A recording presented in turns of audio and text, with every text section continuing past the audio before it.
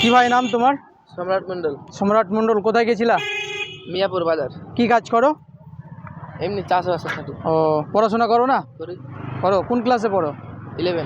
11-এ। তোমাকে করছি। ভারতের 7টি প্রতিবেশী দেশ আছে। প্রতিবেশী দেশ বলতে আমাদের ভারতের চারিপাশে যে দেশগুলো হয় সেগুলোকে প্রতিবেশী দেশ বলে। তো এই রকম ভারতের 7টা প্রতিবেশী দেশ আছে। তোমাকে যে কোনো একটা প্রতিবেশী দেশের নাম বলতে হবে। ভুটান। ভুটান। গাইজ, একবারে সঠিক উত্তর। আমাদের 7টা প্রতিবেশী দেশ হচ্ছে চীন, নেপাল, ভুটান, আফগানিস্তানের 2টো অংশ আর পাকিস্তান। আর আমাদের পাশের দেশ হচ্ছে বাংলাদেশ।